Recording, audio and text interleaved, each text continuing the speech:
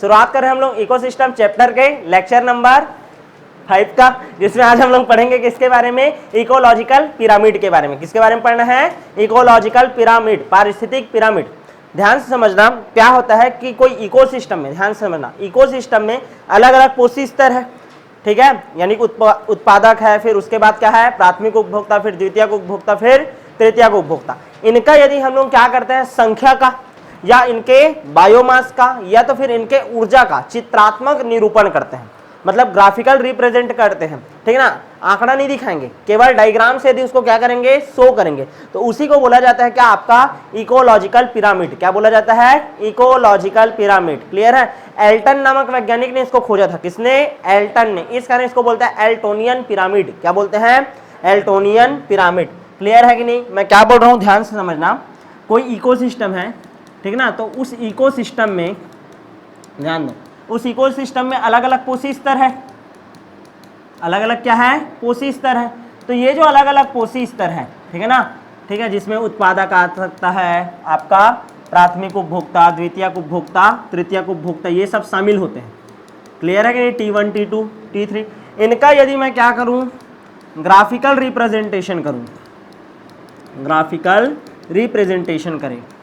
Graphical representation का meaning क्या है, चित्रात्मक निरूपण। क्या बताएंगे, चित्रात्मक निरूपण, डायग्राम बना करके यदि इसको शो करें। क्लियर है कि नहीं, ठीक है। तो इसी को ही हम लोग क्या बोलते हैं, इकोलॉजिकल पिरामिड। क्या बोलते हैं, इकोलॉजिकल पिरामिड। क्लियर है। अब किन चीजों का इकोलॉजिकल पिरामिड बनता है, तीन चीजों का बनता है। कितने चीजों का, तीन चीजों का। किन किन, यानी कि अलग अलग पोषी स्तर है, तो उनका क्या गुण बताना है। पहले तो उनका संख्या का पिरामिड बनता है, दूसरा बनता है उनका बायोमास का, और तीसरा बनता है उनका ऊर्जा का। तो इकोलॉजिकल पिरामिड कितना प्रकार का होता है, 3 प्रकार का। पहला कौन सा होगा आपका, संख्या का पिरामिड। कौन सा पिरामिड, संख्या का पिरामिड। दूसरा होता है उनके बायोमास यानी कि जैव भार का पिरामिड। किसका पिरामिड, जैव भार का पिरामिड। और तीसरा होता है ऊर्जा का पिरामिड। कौन सा पिरामिड, ऊर्जा का पिरामिड। मतलब कोई इकोसिस्टम है तो उसमें अलग अलग जो पोषी स्तर है, कौन से पोषी स्तर में कितना संख्या है, यदि उसको लेकर के मैं पिरामिड बनाऊं तो उसको क्या बोलूंगा मैं, संख्या का पिरामिड। ऊर्जा को लेकर के बनाऊं तो ऊर्जा का पिरामिड। और बायोमास मतलब उसका वेट कितना है, उसको लेकर के यदि मैं पिरामिड बनाऊं तो उसको क्या बोलेंगे हम लोग, जैव भार का पिरामिड। क्या बोलेंगे, जैव भार का पिरामिड। क्लियर है कि नहीं। एक चीज हमेशा याद रखना है कि कभी भी हम लोग इकोलॉजिकल पिरामिड बनाएंगे, ध्यान से समझना, कभी भी यदि हम लोग इकोलॉजिकल पिरामिड बनाएंगे तो उत्पादक को सदैव रखना है आधार पर, सबसे नीचे में, आधार में रखना है। आधार मतलब बेस में, सबसे नीचे सदैव कौन रहेगा, उत्पादक। यहाँ तक क्लियर है कि नहीं। उसके बाद ही प्राथमिक उपभोक्ता को, देन द्वितीयक उपभोक्ता को रखा जाएगा। क्लियर है, प्राथमिक उपभोक्ता और द्वितीयक उपभोक्ता को उसके बाद, लेकिन सबसे नीचे में सदैव कौन रहेगा, उत्पादक। मतलब जब मैं पिरामिड बनाऊंगा, क्लियर है कि नहीं, तो मेरे को जैसे शो करना है हरे पेड़ पौधों को, तो उसको सबसे नीचे में लिखूंगा। और हरे पेड़ पौधों को खाने वाले यदि खरगोश हैं तो उनकी संख्या को कहाँ लिखूंगा, उसके ऊपर।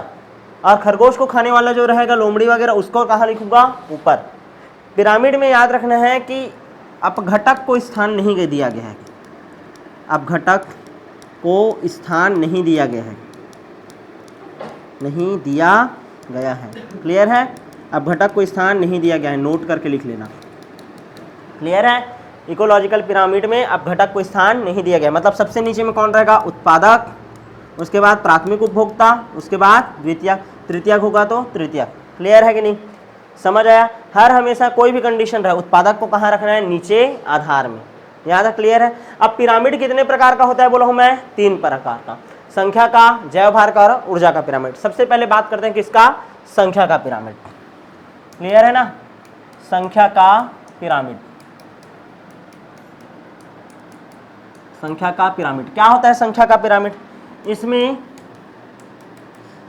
विभिन्न पोषी स्तर पर, विभिन्न पोषी स्तर पर उपस्थित सजीवों की संख्या को प्रदर्शित किया जाता है। किसकी संख्या को प्रदर्शित करते हैं? सजीवों की संख्या को। क्लियर है कि मान लो कोई पूर्ति स्तर है जिसमें क्या है आपका उत्पादक, तो उत्पादक का संख्या मान लो 1000 है। क्लियर है ना। और मान लो उपभोक्ता का संख्या, प्राथमिक उपभोक्ता का संख्या कितना है आपका, ऐसा मान लो कि 800 है। क्लियर है कि नहीं। उत्पादक सबसे ज्यादा होते हैं, उसके बाद क्या आते हैं आपके उपभोक्ता।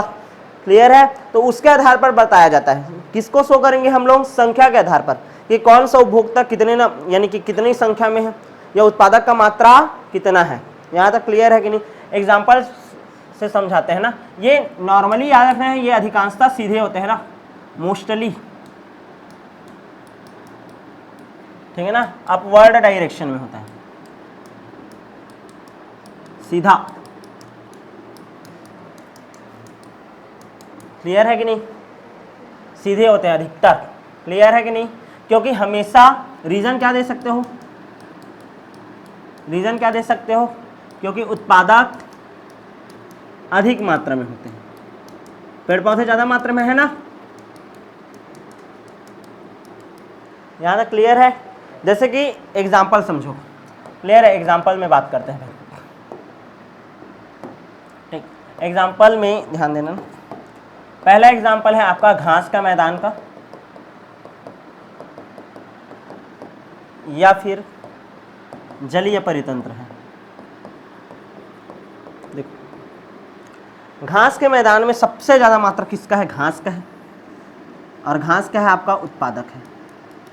घास क्या है आपका? उत्पादक है। हरे पेड़ पौधे भी होंगे, उन सबको लेंगे ना। क्लियर है। फिर उसको खाने वाले शाकाहारी जीवों का संख्या होगा, फर्स्ट ट्रॉफिक लेवल। उसके बाद उसको खाने वाले जीवों का संख्या इससे कम होगा, और उससे उसको भी खाने वाले जीवों का संख्या सबसे कम।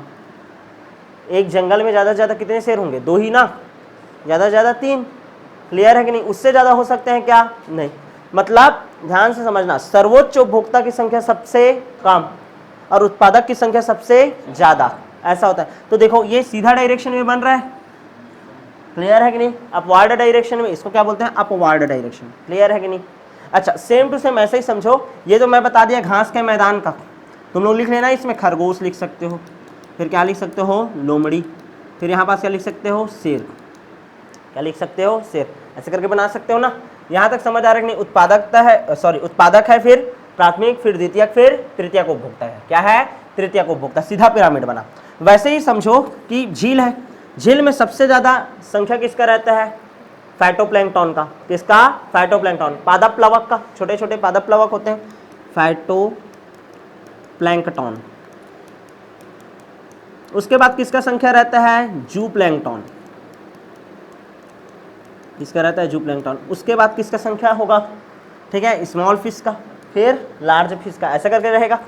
क्लियर है कि नहीं। तो दिमाग में छाप के रखना है सिर्फ और सिर्फ ये कि घास का मैदान और जलीय परितंत्र, घास का मैदान और जलीय परितंत्र, इसका जो संख्या का पिरामिड होता है वो कैसा होता है? सीधा होता है।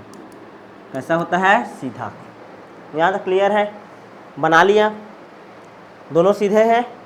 ये उत्पादक है, ये T1, ये T2, T3 और ये T4। यहाँ पास गलती क्या किया हूँ मैं? ये T1 है, ये T2 है, ये T3 है, ये T4 है। उत्पादक से प्रथम पुरुष स्तर शुरू करते हैं ना, मैं गलती कर दिया था, उपभोक्ता कर दिया था। क्लियर है। यहाँ तक चले क्या? यहाँ तक क्लियर है। और दूसरा एग्जाम्पल देखो तो वृक्ष का देखो, वृक्ष का परितंत्र ये उल्टा रहता है। कैसे भैया?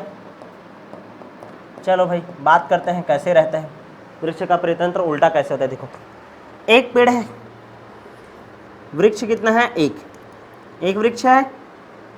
यहाँ तक क्लियर है। एक वृक्ष है, सबसे नीचे में किसको रखते हैं? उत्पादक को रख दिया मैं। उस एक पेड़ में कम से कम 50 चिड़िया बैठ सकती है, बरगद का पेड़ है तो बड़ा हो जाएगा ना ये पिरामिड में। तो ये क्या हो गया? पक्षी की संख्या हो गया। और उस एक पक्षी के शरीर में मान लो परजीवी है, ध्यान समझना, एक पक्षी के शरीर में 50 परजीवी हैं, तो यहाँ 50 तो पक्षी रहते थे, तो सोचो 50 गुणे 50, समझ आ रहा है कि नहीं। तो 2500 हो गया परजीवियों का संख्या ही। तो उल्टा ही बन रहा है कि नहीं? ये देखो, अब परजीवी का संख्या सबसे ज़्यादा, समझ आ रहा है कि नहीं। मतलब वृक्ष का जो पिरामिड रहता है वो कैसे रहता है? उल्टा। ये ऐसा बना है ना, ये देखो, क्लियर है। वृक्ष का पिरामिड कैसे होता है? उल्टा। दिमाग में छाप के रखना। लेकिन कौन सा वाला पिरामिड? संख्या का पिरामिड। कौन सा पिरामिड? संख्या का पिरामिड। समझ आया कि नहीं? सबसे पहले तो यही जानना है। क्लियर है? घास का मैदान और जलीय परितंत्र का पिरामिड क्या होता है? सीधा। लेकिन वृक्ष पिरामिड, वृक्ष का जो पिरामिड होता है जो कि किसका? संख्या का होता है, वो क्या होता है? उल्टा। क्या होता है? उल्टा। पैरासिटिक फूड चेन चलता था, PFC, याद करो। याद आया? कितने प्रकार का फूड चेन होता था? 3, DFC, GFC और PFC। याद आया? चलो आगे बढ़ जाएं। तो ये हो गया आपका पहला कौन सा पिरामिड? संख्या का पिरामिड। नेक्स्ट बात करते हैं हम लोग बायोमास का पिरामिड, जैव भार का पिरामिड। क्या पढ़ेंगे? जैव भार का पिरामिड।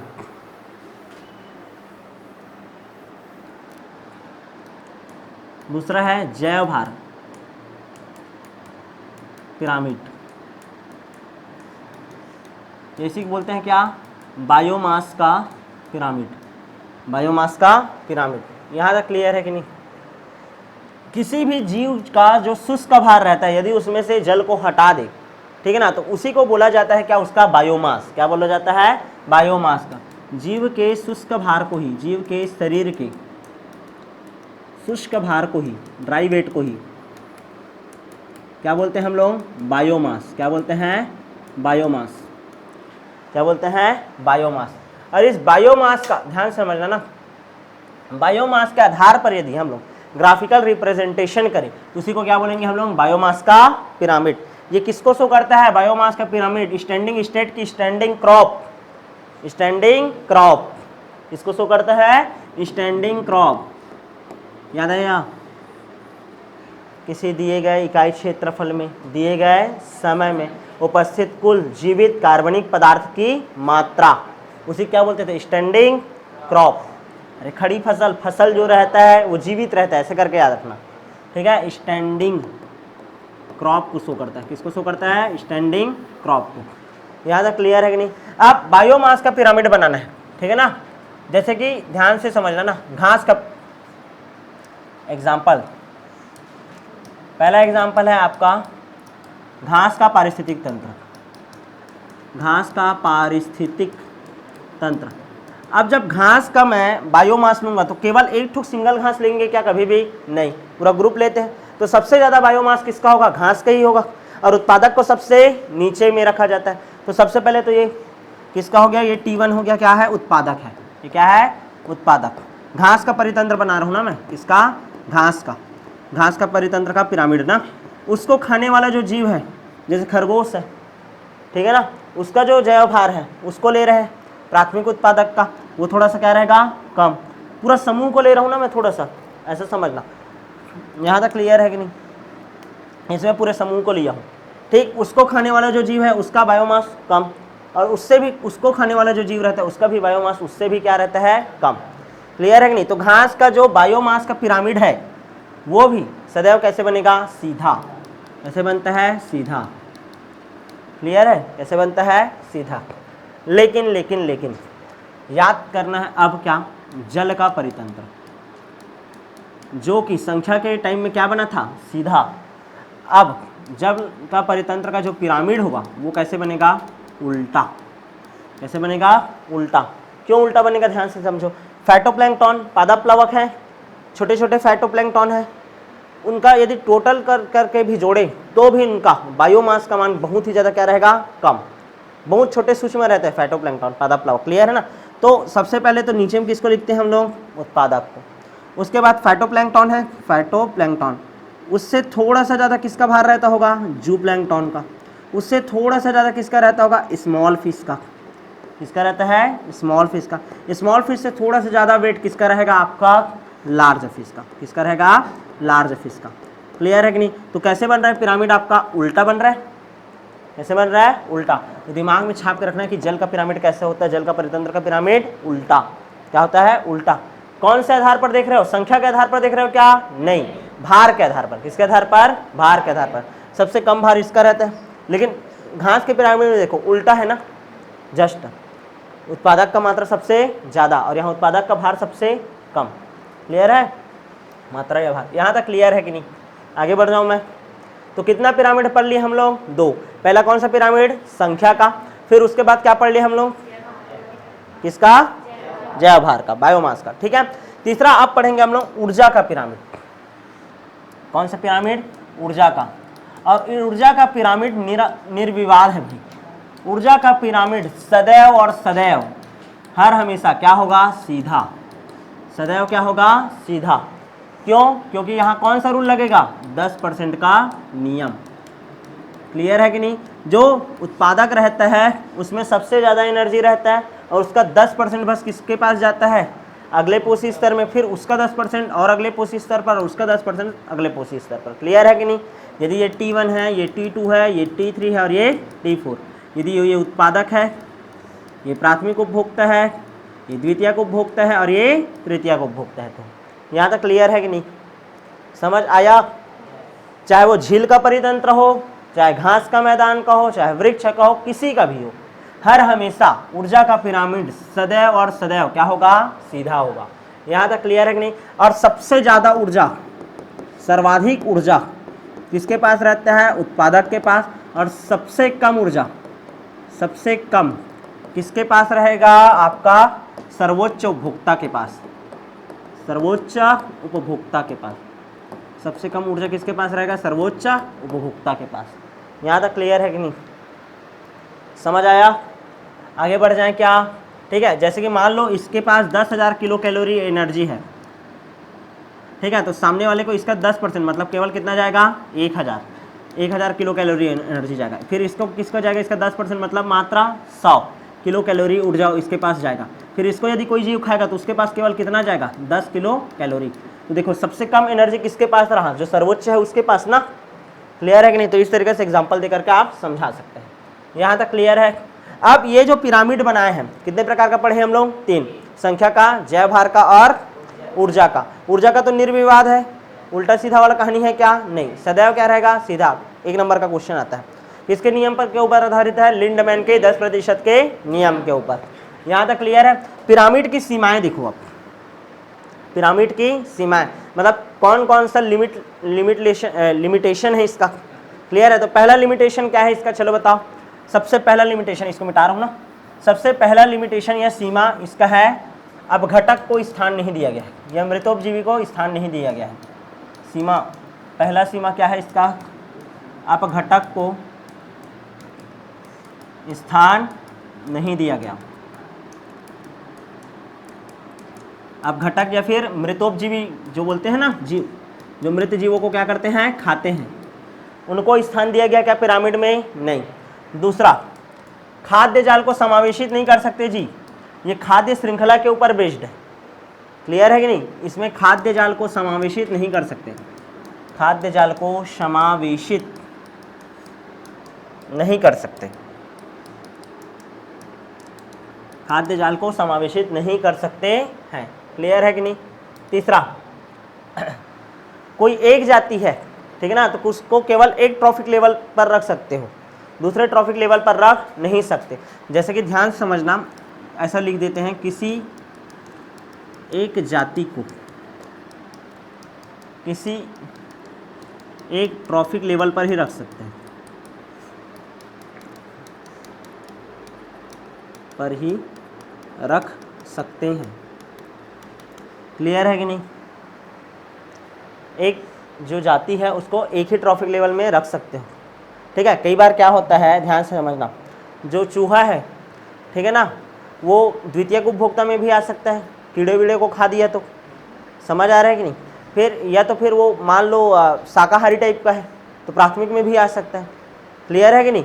तो ऐसा दिक्कत आ सकता है, जैसे लोमड़ी है, उसको कभी सर्वोच्च उपभोक्ता भी मान सकते हो और कभी द्वितीयक भी तो मान सकते हो। तो एक जाति को केवल एक ही ट्रॉफिक लेवल पर रख सकते हैं, अलग अलग ट्रॉफिक लेवल पर रख नहीं सकते। इस चीज़ का बात कर रहे हैं। क्लियर है कि नहीं?